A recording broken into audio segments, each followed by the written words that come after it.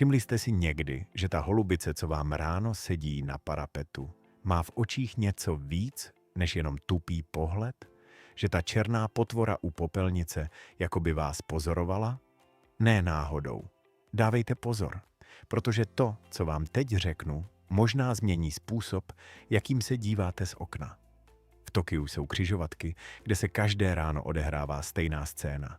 Rozsvítí se červená, auta zastaví a v tu chvíli z nejbližších stromů slétnou dolů černé ptáci. Ne náhodou. Neposedají na drátech. Oni něco kladou na asfalt, přímo před přední kola zaparkovaných aut. A pak zase mizí zpátky na větve. Rozsvítí se zelená, auta projedou. Červená.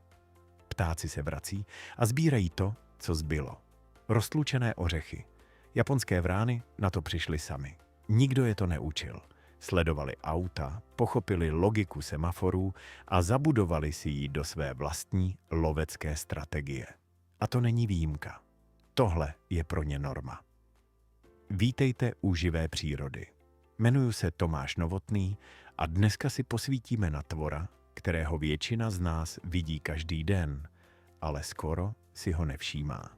Na bytost, která řeší logické úlohy na úrovni 5letého dítěte, pamatuje si vaše obličeje klidně celá desetiletí. Pořádá pohřby svým mrtvým a podvádí vlastní příbuzné s takovou rafinovaností, že by se nemusela stydět ani v nejlepším detektivním románu. Řeč je o krkavcovitých. A věřte mi, tohle není povídání o ptácích. Tohle je příběh o inteligenci, která se vyvíjela úplně jinudy než ta naše a přesto došla k podobným závěrům. Pokud vás baví divoký svět, dejte nám odběr. Teď, třeba během pár vteřin, děláme to pro vás. Tak jo, pojďme na to. První zmatek, který musíme vyčistit hned na začátku. Krkavec a vrána. Nejsou to samec a samice jednoho druhu. To je častá chyba. Spousta lidí si myslí, že krkavec je prostě velký samec od vrány. Ale není. Jsou to dva úplně odlišní ptáci. Krkavec je větší, celý černý, s typickým klínovitým ocasem. Vrána je menší a u nás ta naše šedivka šedá s černou hlavou, křídly a ocasem. V češtině ta jazyková past funguje stejně jako v ruštině nebo angličtině. A tak lidi celé generace žijí v představě, že jde o jedno a to samé zvíře. Ale pozor, krkavcovití jsou celá rodina. A to rodina početná. 43 druhů po celém světě. Patří sem vrány, krkavci, kavky, straky, sojky, ořešníci. Všichni jsou to pěvci. A všichni mají jednu společnou vlastnost. Mozky, které byste u ptáků nečekali. Nejchytřejší ptáci planety tady sedí na větvi. Vrány žijí doslova všude. Arktida, poušť, džungle, hory, města, vesnice. Jediná podmínka – jídlo. A pro vránu je jídlem naprosto cokoliv. Maso, ryby, obilí, bobule, hmyz, odpadky. Je úplně všežravá. A přesně tohle z ní udělalo jednoho z nejúspěšnějších živočichů na planetě. Rozpětí křídel naší šedivky? Zhruba metr. Váha? Okolo půl kilogramu. Ve volné přírodě se dožívá zhruba 20 let. Ale v zajetí, když se o ní člověk dobře stará, se může dožít klidně 75. To je na ptáka její velikosti absolutně výjimečné číslo. Upřímně? Ještě donedávna jsem to taky pletl. A když jsem zjistil pravdu, cítil jsem se trochu blbě. Jsme na to zvyklí. Ale dneska už víme líp. Pojďme se podívat dovnitř. Ptačí mozek je stavěný jinak než savčí. Ptáci nemají neokortex. Tu část mozku, kterou neurovědci dlouho považovali za nezbytnou pro vyšší myšlení. A to byl dlouho argument.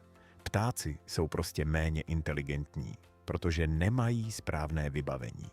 Jenže pak přišli vědci a zjistili, že krkavcovití mají jinou strukturu. Pallium. A to dělá přesně to samé, co neokortex u primátů. Jenom jinak. Evoluce našla jinou cestu ke stejnému výsledku. Mozek vrány je v poměru k velikosti těla jeden z největších mezi ptáky. A když se podíváme na poměr hmotnosti mozku a těla, Krkavcovití se drží na úrovni delfínů. Předstihují je jen lidé a pár primátů. Co to znamená v praxi? Výzkumy ukázaly, že vrány řeší logické úkoly na úrovni 5letého dítěte, někdy dokonce 7letého. Chápou příčinu a následek. Plánují budoucnost. A to není řečnická metafora. Tohle je zdokumentovaný experimentální fakt. Jedna slavná studie. Vrány dostali za úkol získat potravu pomocí nástroje, který v tu chvíli v kleci neměli. Nástroj ležel v jiné části. Pták si ho mohl vzít už teď, ale použít ho mohl až potom. Vrány si vzali nástroj předem, připravili se a pak čekali na ten správný okamžik. Neřešili, co je před nimi. Plánovali. Plánování budoucnosti. Jeden z kognitivních milníků, o kterém se dlouho myslelo, že je výhradně lidský. A teď to nejlepší. Novokaledonské vrány. To je speciální druh z ostrova Nová Kaledonie v Tichém oceánu. Tyhle ptáky proslavila kognitivní věda na začátku 21. století. Proč?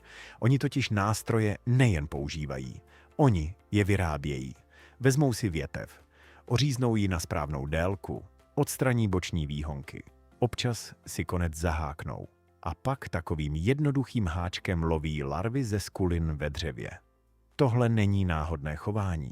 Tohle je naučená dovednost, kterou ptáci předávají svým mladým. A když jim ten nástroj vypadne během práce, oni ho neopustí.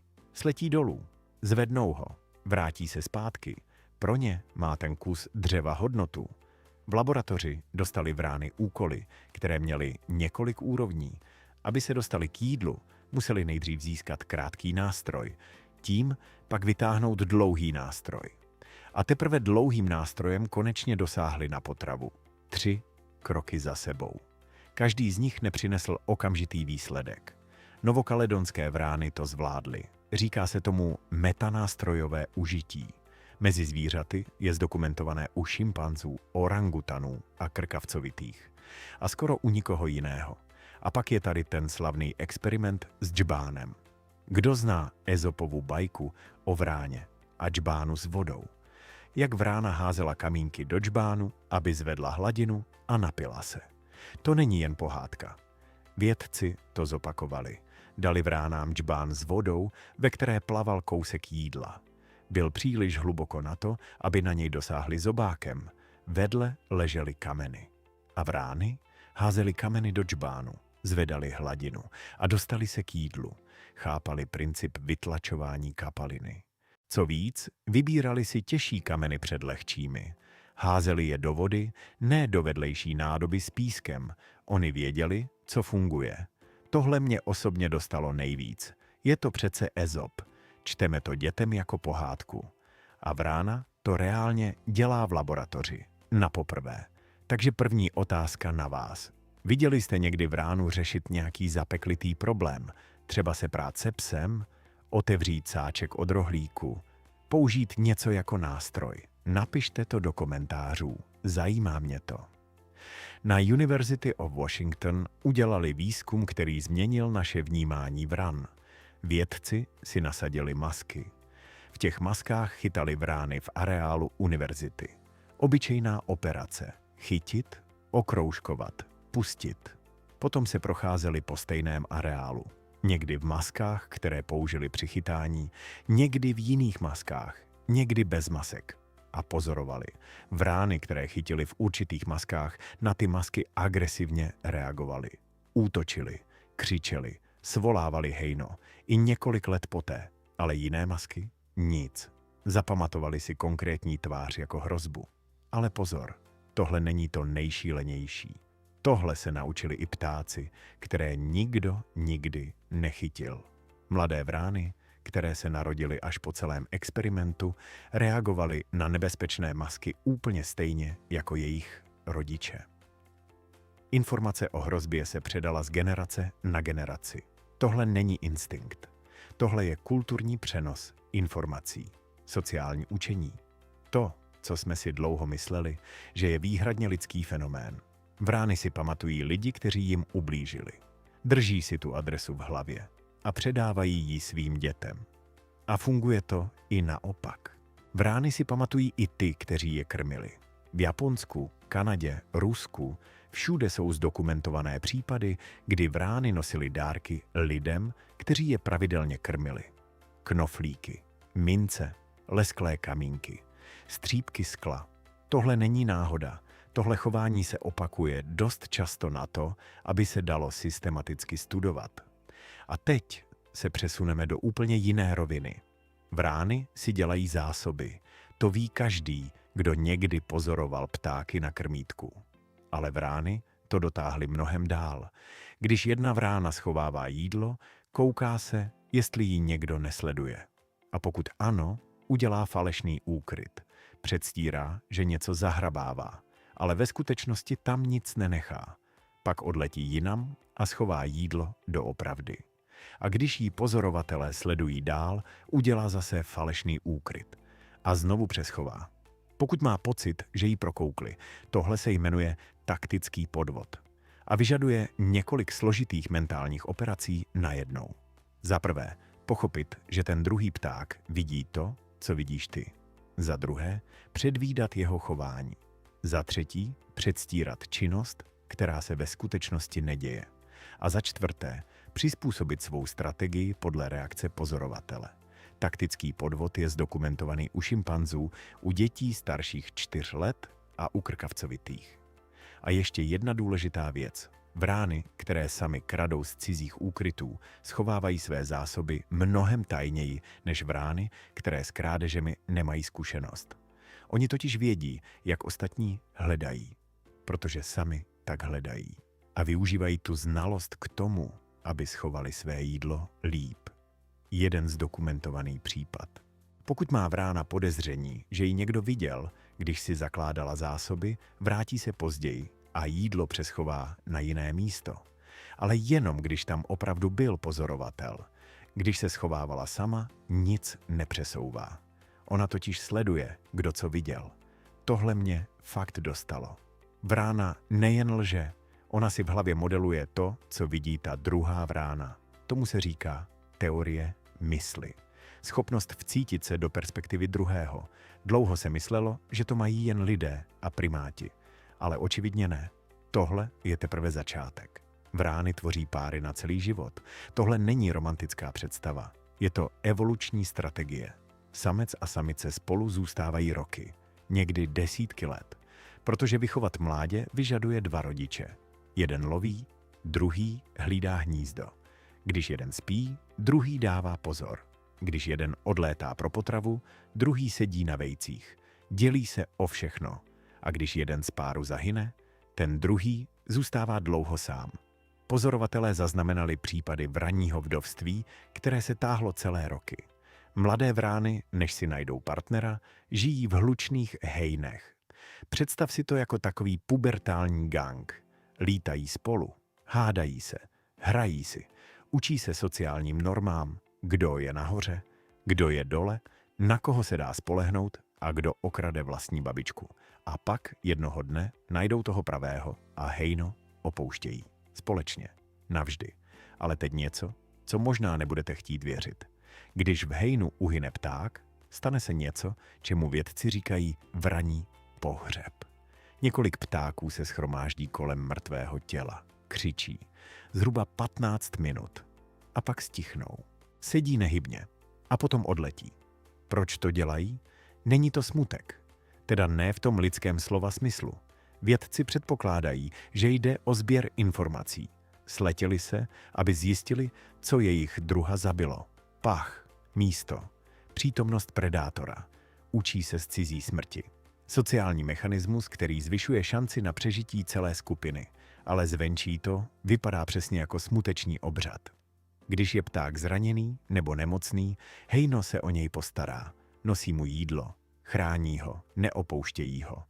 Jsou zdokumentované případy, kdy zdravé vrány krmily své zraněné druhy celé týdny, dokud se ten postižený neuzdravil, nebo dokud nezemřel. Tohle není instinkt. Tohle je péče. Takže další otázka. Všimli jste si někdy, že vás vrána pozoruje, že se na vás dívá z toho pouličního sloupu, jako by vás hodnotila? Nebo jste viděli, jak vrána škádlí psa nebo kočku? Napište to dolů. Pojďme dál. Vrány si hrají. Opravdovou hru. V zimě se kloužou po střechách. Po zamrzlých svazích. Ne proto, že by museli. Prostě jen tak. Vyšplhají nahoru, sjedou dolů. Vyšplhají znovu a zase jedou. Hra pro samotnou hru. Hází předměty z výšky a chytají je. Nebo je házejí partnerovi. Ten chytí a hodí zpátky. Přesně jako míč. Škádlí jiná zvířata. Sletí na psa. Cucnou ho za ocas a uskočí. Opakují to dokola. Není to agrese. Oni moc dobře vědí, že ten konkrétní pes je nechytí. Je to čistá provokace. Hra na štípání nervů.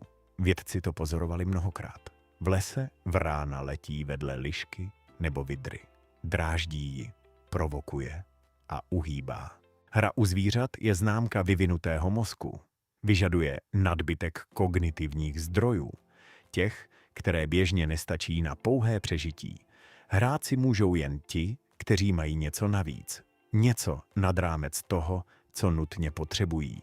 Mezi ptáky si takhle hrají pouze krkavcovití a papoušci. Nikdo jiný. Zamyslete se nad tím. Teď se přesuneme k řeči. Když vrána zakráká, lidské ucho slyší jenom krá. Ale to je asi tak informativní, jako říct, že lidé vydávají zvuk ee. Vrány mají složitý systém zvukové komunikace. Různé varianty krákání nesou různou informaci. Poplach, signál na jídlo, volání partnera, varování před konkrétním typem predátora, rozeznají dravce na obloze od dravce na zemi. A křičí pokaždé jinak. A co je nejzajímavější, okolní zvířata to chápou. Veverky. Drobní ptáci. Všichni reagují na vraní poplach správným způsobem. Schovají se pod střechu. Zaleznou do dutin. To není všechno. Různá hejna vran mají své vlastní dialekty. Skupina ptáků z jedné čtvrti používá mírně odlišné signály než skupina z vedlejší ulice. Tohle je kulturní předávání jazyka. Není to vrozené, je to naučené a liší se to hejno od hejna. V Rakousku výzkumníci zjistili, že vrány používají gesta zobákem. Ukazují na předměty. Na něco zajímavého. Třeba na kousek jídla, který je daleko. A jejich partner to pochopí. Do té doby se ukazování prstem, nebo v tomto případě zobákem, považovalo za výhradně lidskou a primátí vlastnost. U ptáků to nikdo nečekal. Vrány chované v zajetí se dokážou naučit lidská slova. A dělají to líp než lecjaký papoušek. Co víc, ty slova spojují se situacemi. Když někdo vejde do místnosti, řeknou ahoj. Když odchází, řeknou našle. Tohle není jen reprodukce zvuku. Je to použití slova v kontextu. Schválně. Zkuste si teď vzpomenout, jestli jste někdy slyšeli vránu vydávat nějaký nezvyklý zvuk. Vrány mají v historii lidstva zvláštní místo. Skoro všechny národy, které žily vedle těchto ptáků, mají mýty, pověsti a symboliku spojenou s vránou nebo krkavcem. V severské mytologii dva krkavci, Hugin a Munin. Myšlenka a paměť sedí na ramenou boha Odina. Každý den obletí celý svět a pak mu referují o všem, co se děje. Tohle není náhodný obraz. Lidé pozorovali vrány tisíce let. Viděli v nich zvědy, pozorovatele, bytosti, které vědí víc, než se zdá. V londýnském Toweru dodnes žijí krkavci. Podle pověsti, pokud Tower opustí, padne britská koruna. Ptákům proto zastřihávají křídla, aby nemohli odletět. Krmí je masem, vejci, sušenkami. Každý krkavec má své jméno a osobní kartu s datem narození. Tohle je státní tradice stará několik století. Keltské bohyně války, Morrigan, Badb, na bojištích na sebe brali podobu krkavce. Krkavec krouží nad bitvou. Krkavec se živí mrtvými. Je to reálné chování ptáka. A lidé do něj vložili nadpřirozený význam. V Číně 3 krkavci v slunečním disku. Symbol slunce. V Japonsku třínožný krkavec Yatagarasu. Posel bohu, který ukazuje cestu. Téměř všude je vrána nebo krkavec tvorem na hranici mezi světy. Pták, který vidí to, co je skryté. Ví to, co ostatní nevědí. Možná proto, že to není tak daleko od pravdy. Pamatujete na ten experiment s džbánem? Jeden pokus se stal doslova učebnicovým. Říká se mu úkol Aigy. Podle novokaledonské vrány, která se ho zúčastnila. Aiga dostala trubici s jídlem na dně. Jídlo šlo vytáhnout pouze háčkem. Žádný háček nebyl, jenom rovný kousek drátu. Aiga se na ten drát několik vteřin dívala. Pak jeden konec přidržela pařátem a zobákem druhý konec ohnula do háčku. Vzala nový nástroj a vytáhla jídlo. Nikdy předtím neviděla žádný háček. Nikdo ji neučil ohýbat drát. Vyřešila úkol sama, v reálném čase. Od nuly. Když video tohoto experimentu otiskl časopis Science v roce 2002, spustila se ve vědecké komunitě opravdová diskuse. Co přesně se děje v ptačí hlavě v tom okamžiku? Je to vhled? Náhlé pochopení řešení? Nebo něco jiného? Opakované experimenty s jinými vránami ukázaly, že se to dá reprodukovat. Většina jedinců podobné úkoly zvládne. Rychlost řešení je různá. Ale řešení najde každý. Pro srovnání, většina šimpanzů tenhle úkol nezvládne vůbec. Vrány chápou, co je budoucnost. Zní to banálně. Ale zamyslete se. Většina živočichů žije v přítomném okamžiku. Reagují na podněty tady a teď. Plánování. Dělat něco dnes kvůli výsledku zítra. To vyžaduje schopnost si mentálně představit situaci, která ještě neexistuje. Výzkumníci z univerzity v Lundu ve Švédsku to na vránách otestovali. Ptáci dostali přístup k malému okénku, kde mohli vyměnit žeton za jídlo. Pak okénko zavřeli na 15 hodin. Před zavřením ptákům nabídli dvě možnosti, buď jídlo hned, nebo žeton, který bude užitečný až za 15 hodin, až se okénko zase otevře. Vrány si vybrali žeton. Odložili okamžitou odměnu kvůli budoucímu zisku. Plánovali o 15 hodin dopředu. Přes noc. Přes dlouhé čekání. Tomu se říká odložené uspokojení. U dětí se tahle schopnost vyvíjí kolem 4. roku. U většiny zvířat se nevyvine nikdy. Městské vrány. To je samostatná kapitola. Nejsou to jen ptáci, kteří si zvykli žít vedle lidí. To jsou ptáci, kteří aktivně využívají město jako své prostředí a přizpůsobují své chování konkrétním podmínkám. Tokijské vrány a semafory jsme už zmínili. Ale to není jediný příklad. V ruských městech se vrány naučily otvírat popelnice. Ne jen převracet, opravdu otvírat víka se západkami. Pozorovali lidi, jak to dělají, a zopakovali ten pohyb. V Moskvě si vrány zapamatovali harmonogram svozu odpadu. Objevují se u popelnic těsně před příjezdem auta, protože vědí, že ve chvíli, když se kontejner vyklápí, bude obsah dostupný. Tohle není náhoda. Tohle je znalost jízdního řádu. V Kanadě vrány systematicky kradou návnady rybářům. Vytahují šňůru z díry v ledu pařátem. Krok za krokem. Dokud se háček s návnadou neobjeví na ledě. Přišli na to sami. Pozorováním procesu rybaření. Městské vrány jsou větší a chytřejší než jejich lesní příbuzní. Tohle je zdokumentované. Město je prostředí, v němž pták dostává víc podnětů, víc úkolů, víc příležitostí k učení.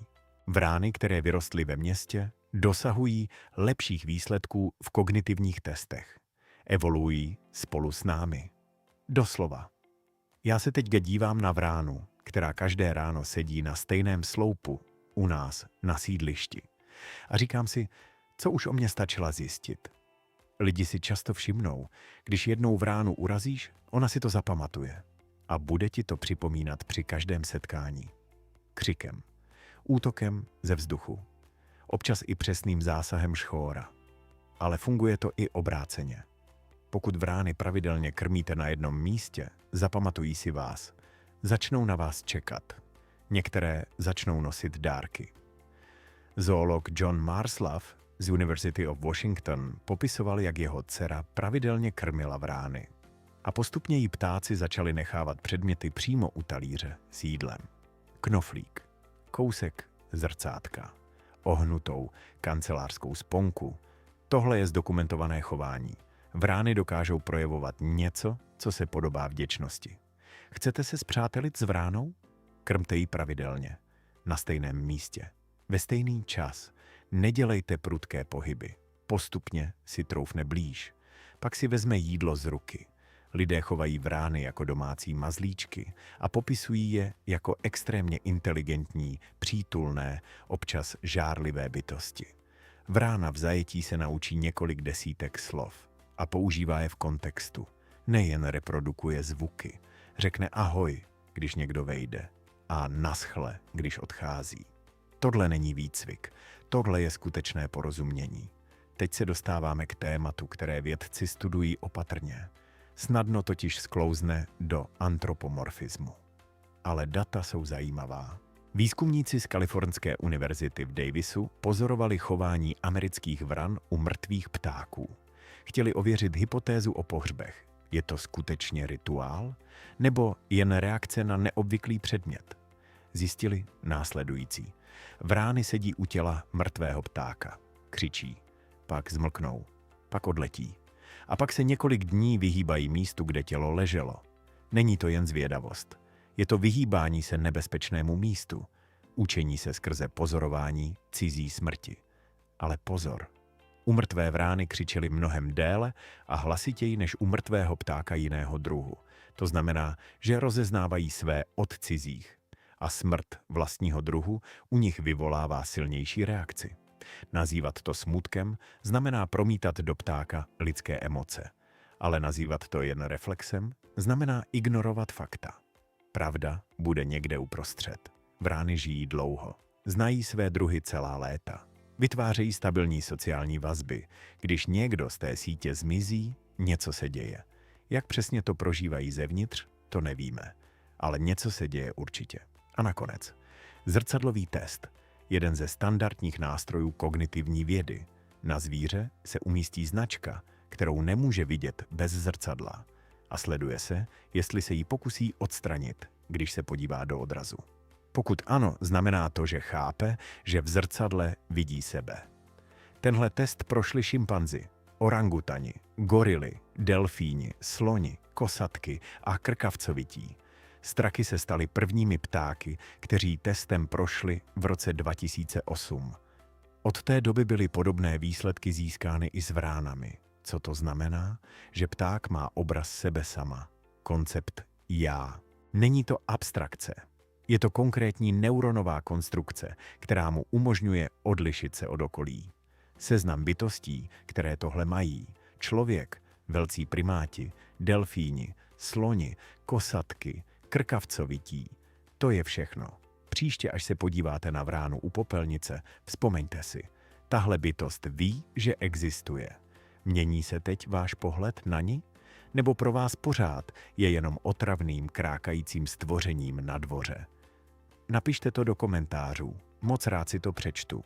Pokud vás baví sledovat divoký svět, dejte nám odběr. A dejte like, jestli pro vás tahle dnešní zastávka u krkavcovitých měla smysl. Já se s vámi loučím, Tomáš Novotný a kanál Živá příroda. A nezapomeňte, příště, až na vás nějaká vrána zírá z toho sloupu, možná už ví, co jste měli k snídani. Mějte se krásně. Pojďme se na chvíli zastavit u toho, co se děje v ptačí hlavě, když se dívá do zrcadla. Představ si tu scénu. V laboratoři stojí klec, uvnitř vrána a před ní zrcadlo. Většina zvířat vidí v zrcadle cizího jedince, zaútočí na něj, nebo se vyděsí, nebo si ho vůbec nevšímá. Ale vrána? Vrána se podívá. Vidí na svém krku malou barevnou tečku, kterou jí tam výzkumník nalepil, když spala. A co udělá? Začne si té tečky všímat. Otáčí hlavu. Škrábe se na tom místě, protože ví, že ta tečka je na ní. Že ten obraz v zrcadle není cizí vetřelec. Ona sama. Tohle není maličkost. Tahle schopnost je vzácná. Opravdu vzácná. Mezi všemi živočichy na planetě ji máme zdokumentovanou jen u pár skupin. Lidé, lidoopy, delfíni, sloni, kosatky a krkavcovití. To je všechno. Zkus si to teď porovnat s něčím, co znáš z běžného života. Třeba pes. Váš skvělý, věrný, chytrý pes. Zrcadlový test neprojde. Vidí svůj obraz a myslí si, že je to cizí pes. Očichá ho. Možná na něj štěkne, ale nepozná sebe. Kočka taky ne. Kůň ne. Skoro nikdo ne. Ale tahle šedá potvora u popelnice jo. Vrána tedy ví, že existuje, že je to já. A to já pak může přemýšlet o světě, o ostatních, o tom, co ti druzí vidí nebo nevidí. Už jsme to nakousli u falešných úkrytů, ale pojďme to rozbalit pořádně. Představ si, že schováváš poklad na pláži, kopeš díru do písku a víš, že tě z dálky pozoruje někdo, kdo by ti ho mohl ukrást. Tak uděláš falešný poklad, zaryješ něco jinam a pak utečeš. A když ten pozorovatel zmizí, vrátíš se a přeschováš to na správné místo. Přesně tohle dělají vrány. Ale pozor, oni to nedělají mechanicky. Oni to dělají jenom tehdy, když vědí, že je někdo sleduje. A když ten někdo je jejich vlastní druh, jiná vrána, která by jim jídlo ukradla. Když je sleduje člověk nebo jiné zvíře, které jim jídlo nekrade, falešné úkryty nedělají. Rozlišují, kdo je hrozba a kdo ne. To je obrovský rozdíl. Tohle chování poprvé systematicky popsali vědci z univerzity v Cambridge. Dali dohromady skupinu vran a nechali je schovávat jídlo. Jedny vrány byly zvyklé krást, jiné ne. A výsledek? Ty zkušené kradoucí vrány byly mnohem opatrnější, dělali víc falešných úkrytů. Častěji se vraceli a jídlo přemisťovali. Proč? Protože věděli, jak krádež funguje. Sami byli zloději. A tak předpokládali, že i ostatní můžou být zloději. Tohle je schopnost vžít se do role druhého. A to je přesně to, čemu říkáme teorie mysli. Jedna studie z roku 2014 šla ještě dál. Vědci postavili jednoduchou scénu. Dvě vrány sedí vedle sebe. Mezi nimi je přepážka. Jedna vrána vidí, jak výzkumník schovává jídlo do jedné ze dvou krabic. Druhá vrána to nevidí, protože jí v tom brání stěna. Pak vědci nechají první vránu, aby ukázala té druhé, kde je jídlo. A co se stane? Vrána začne dělat zvuky. Pohybuje se, ukazuje zobákem a ta druhá vrána pochopí a jde ke správné krabici. Oni spolu komunikují o sdílené pozornosti. Víš, co to znamená? Že jedna vrána chápe, že druhá něco nevidí a že jí to může ukázat. U lidí se tahle schopnost objevuje kolem 2. roku života. Je to základ veškeré naší kultury, učení, jazyka. A vrány to mají taky. Teď se přesuneme do světa, který je ještě víc podobný našemu. Vrány mají kamarády, nejen partnery, opravdové přátele. V hejnu mladých vran existují pevné dvojice nebo trojice, které spolu tráví čas, hrají si. Společně hledají jídlo, společně odhánějí predátory. Když jedna z nich zmizí, ta druhá jí hledá. Volá na ni. Výzkumníci z Vídeňské univerzity sledovali vrány v městském parku. Každý pták měl na noze barevný kroužek, aby ho šli rozeznat. A zjistili, že vrány mají preferované společníky. Nebolí to s kýmkoliv. Vyberou si určité jedince a s těmi tráví většinu času. Když se ti dva potkají, dělají speciální zvuky. Vlastní soukromý dialekt. Připomíná ti to něco? Jedna studie z Japonska. Výzkumníci krmili hejnovran na jednom místě. Pak přestali. Co se stalo? Většina vran odletěla jinam, ale několik jich zůstalo. A pak začaly přilétat další. Ty, které tam zůstaly, totiž varovali ostatní. Křičeli na ně. Přilákali je zpátky, protože věděli, že když se sejdou, je větší šance, že jídlo někde najdou. Oni spolupracují. V severní Skandinávii pozorovali ornitologové, jak vrány spolupracují s liškami. Liška jde po poli. Vrána letí nad ní. Liška ví, že vrána má lepší výhled. Vrána ví, že liška umí vyhrabat hlodavce, které ona sama neuloví. A tak spolupracují. Liška se řídí podle vraních signálů. Vrány se řídí podle liščích pohybů. A oba druhy na tom vydělají. Tohle není instinkt. Tohle je dohoda. A teď něco, co možná změní tvůj pohled na ty potvory, co ráno rozhrabávají pytle s odpadky. Vrány se učí z chyb, svých vlastních, ale hlavně z cizích. Pamatuješ na ten experiment s maskami ve Washingtonu? Vrány si zapamatovali tváře lidí, kteří je chytali, a předali tu informaci svým mladým. Ale to není všechno. Vědci pak zjistili, že když jedna vrána uvidí, jak jiná vrána zaútočí na člověka v masce, ona si tu masku také zapamatuje jako hrozbu. I když ji nikdy nechytali. Stačí se podívat. A už ví. Tomu se říká sociální učení. A je to základ lidské kultury. Vrány mají kulturu. Opravdovou. Různé skupiny mají různé zvyky. Jeden příklad z Austrálie. V jedné oblasti se vrány naučili otvírat lastury tak, že je schazují z výšky na skály. V sousední oblasti, pár desítek kilometrů daleko, to nedělají. Místo toho lastury klovají, dokud neprasknou. Proč? Protože se to tak naučili od svých rodičů. A nikdo jim neřekl, že jiná metoda je možná. Tohle je kulturní odlišnost. Stejně jako u lidí, někde jedí rukama, někde hůlkami.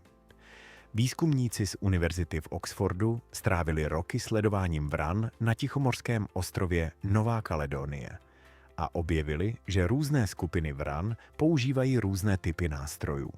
Jedna skupina vyrábí háčky z větviček, jiná skupina stejného druhu vyrábí zubaté nástroje. Oříznou větev tak, aby na konci měla jakési zoubky, kterými pak vyhrabávají larvy. A tyto dovednosti se dědí. Matka učí mládě. Mládě pozoruje. A pak to dělá stejně. Nikde jinde v živočišné říši, kromě lidí a pár primátů, nenajdete takovou kulturní pestrost. A co teprve hry? Už jsme mluvili o klouzání na sněhu. Ale vrány hrají i složitější hry. Vědci z Německa pozorovali vrány, jak si hrají s větvičkami. Jedna vrána drží větvičku v zobáku, druhá vrána se jí snaží ukrást. První uletí, druhá za ní. Předávají si tu větvičku jako hračku. Pak ji pustí, chytí ve vzduchu, zase pustí. Dělají to hodiny. Proč? Protože je to baví. A co je nejzajímavější, když vrána nemá s kým hrát, hraje si sama. Vezme si kamínek, hodí ho do vzduchu, chytí ho, zase hodí, zase chytí. Přesně jako dítě, které si samo hází míčem o zeď. Hra u zvířat není jen zábava, je to trénink. Trénují si koordinaci, rychlost, sociální vazby, ale hlavně hra vyžaduje volný čas a bezpečí. Pokud musíš neustále schánět jídlo a utíkat před predátory, nemáš na hraní čas. Vrány si mohou hrát, protože jsou úspěšné. Mají dost jídla, mají společenstvo, které je chrání. Jsou v bezpečí. Teď se podívejme na jejich nepřátele. Vrány se nebojí skoro nikoho. Jo, mají respekt k větším dravcům, k jestřábům, k sovám. Ale člověka? Člověk je pro ně jen další tvor, někdy užitečný, někdy nebezpečný, ale ne ten, před kterým by slepě prchali. V New Yorku vědci zjistili, že vrány poznají rozdíl mezi člověkem, který nese jídlo, a člověkem, který nese koště. Na koště reagují klidně, na jídlo se slétají a na člověka, který se chová agresivně, si pamatují. A to nejen oni, jejich děti a vnoučata. Po generace. Jedna studie sledovala skupinu vran v jednom městě 20 let. 20 let. Výzkumníci se měnili, ale ptáci zůstávali. A co zjistili? Vrány, které zažili odchyt v roce 2000, stále reagovaly na stejné tváře v roce 2020. Už to nebyly ty samé vrány, byly to jejich vnučky. Přenos informací napříč generacemi trvá dekády. Teď si představ, co všechno si tyhle ty ptáci pamatují o tvé ulici, o tvém domě, o tobě. Každý den pozorují, každý den se učí, každý den si ukládají data. A když to porovnáš s člověkem, průměrný člověk si nevšimne, že mu před domem přibyl nový keř. Vrána si všimne, že se pohnul kámen o 2 centimetry, protože ten kámen tam ležel 5 let a najednou je jinde. To je potenciální nebezpečí, nebo potenciální zdroj potravy. Kdo je tady vlastně ten pozorovatel? Vrány mají ještě jednu schopnost, o které se moc nemluví. Dokážou rozpoznat, co je fér a co není. Experiment z roku 2017. Vědci postavili 2 krmítka. V jednom bylo hodně jídla, v druhém málo a pak nechali vránu, aby si vybrala. Ale byl v tom háček. Pokud si vrána vybrala to krmítko z hodně jídla, druhá vrána, která na výběr neměla, dostala málo. A naopak. A co se stalo? Vrány si vybírali to krmítko, které bylo výhodné pro obě. Nedělali to vždycky.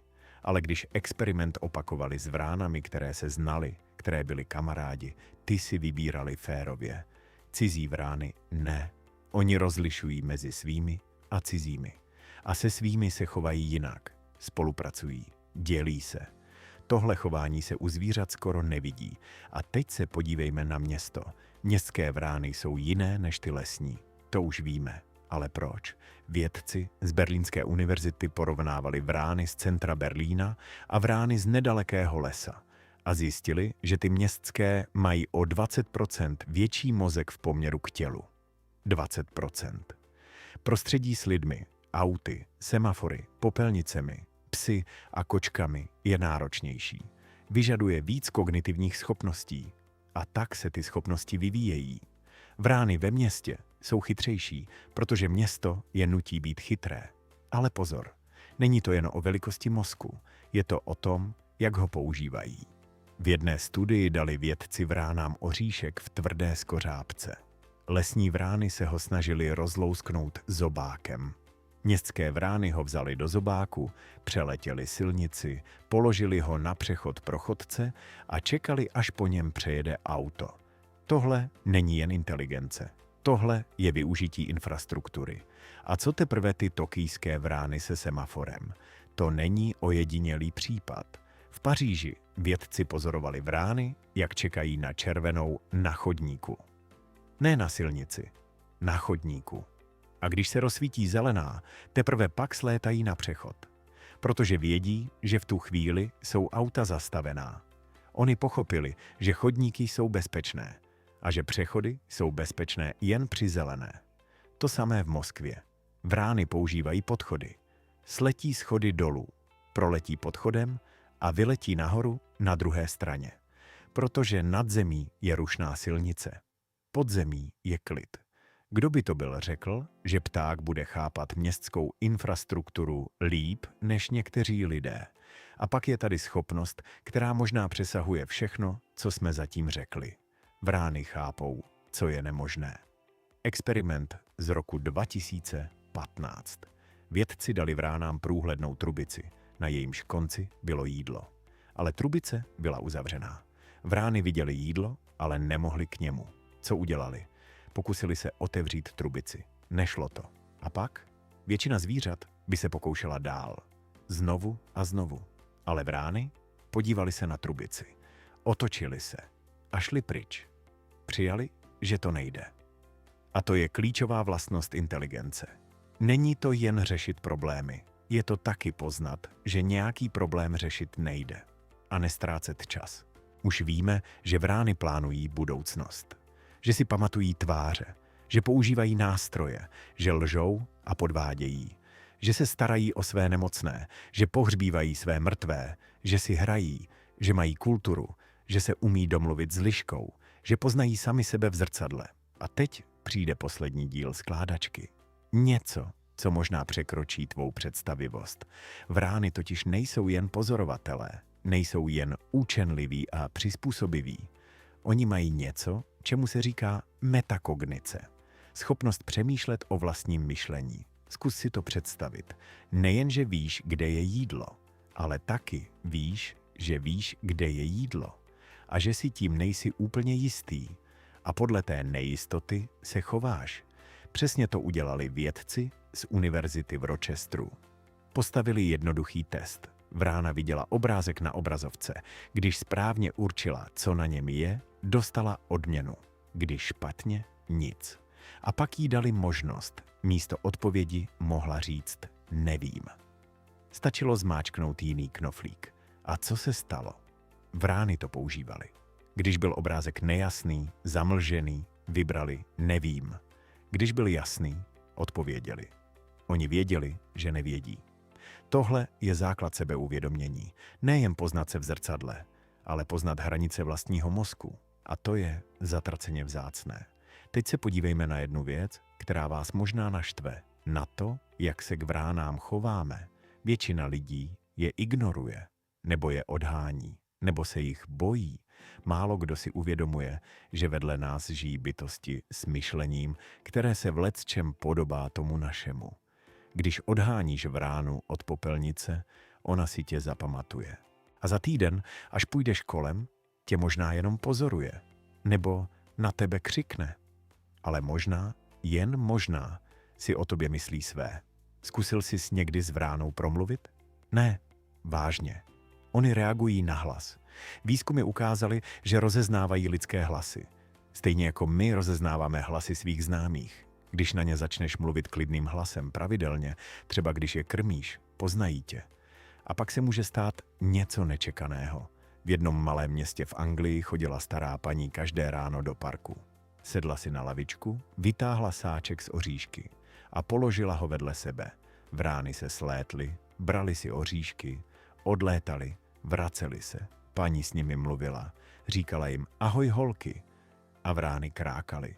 Po 3 letech jí jedna z nich položila na lavičku knoflík. Paní se zasmála, vzala ho.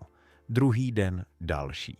Za pár měsíců jich měla plnou krabičku. Knoflíky, korálky, zmačkané víčko od piva. Nikdy o tom nepsala v novinách. Nikomu to neříkala. Až když zemřela, našla její dcera tu krabičku.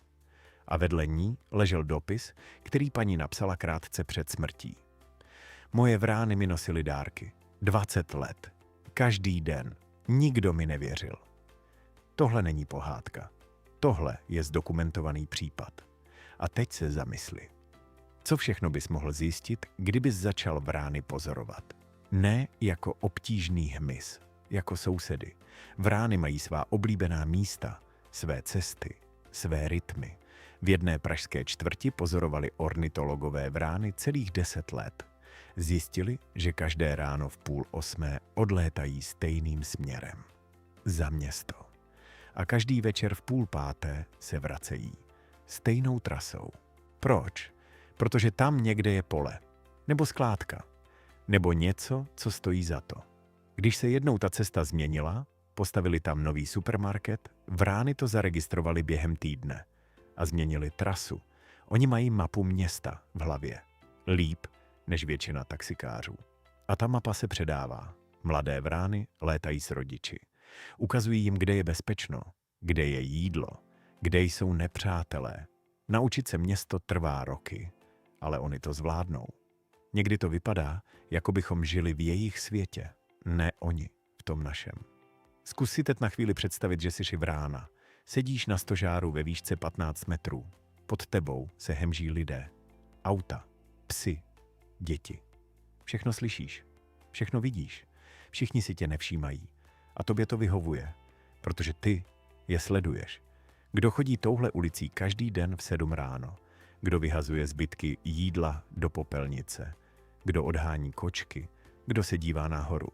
Ty víš víc než oni o tom, co se děje dole. Možná proto jsou vrány v mýtech posly bohů, protože vždycky všechno viděli i jako první. Ale teď něco, co se nedá krásně zabalit do poetických obrazů. Vrány také umí být kruté.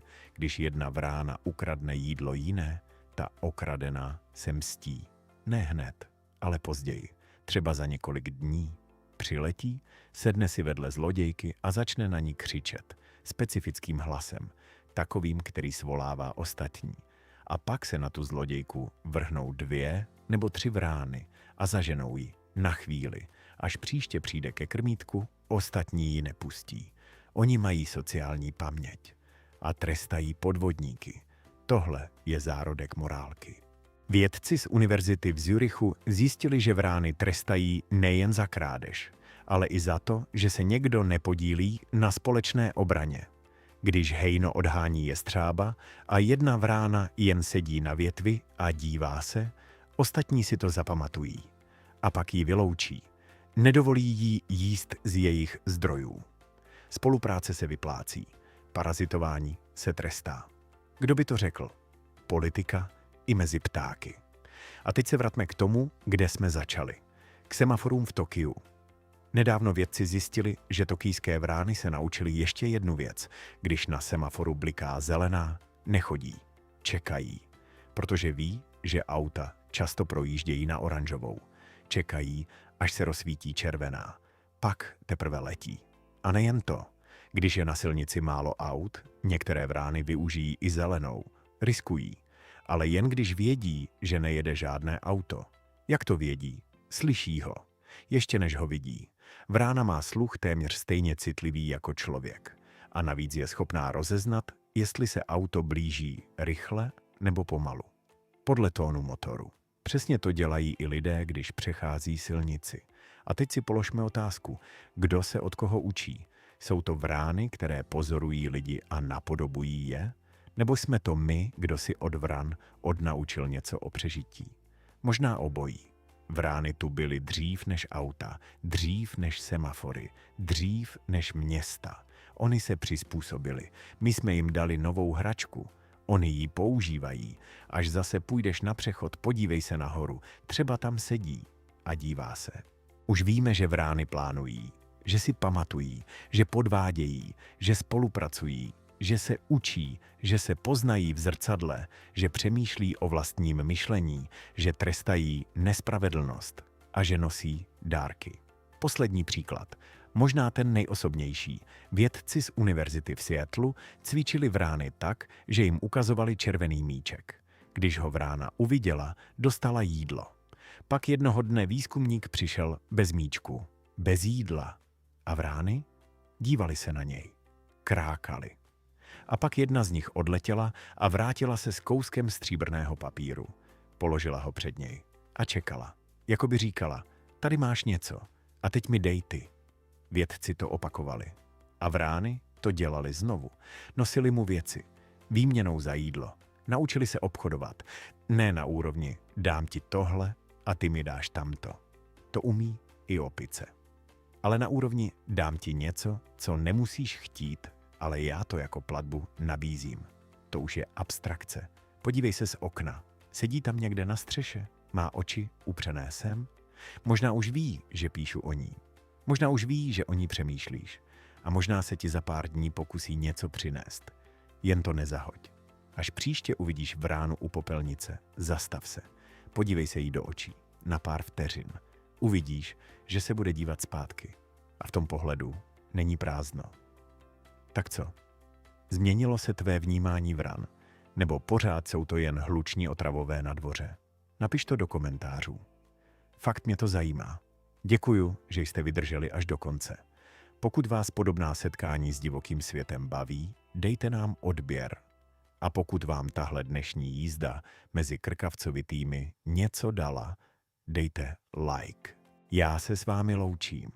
Tomáš Novotný. A tohle byla živá příroda. A nezapomeňte, ta vrána za oknem si o vás už dávno udělala svůj obrázek. Tak se snažte, ať není špatnej. Na viděnou.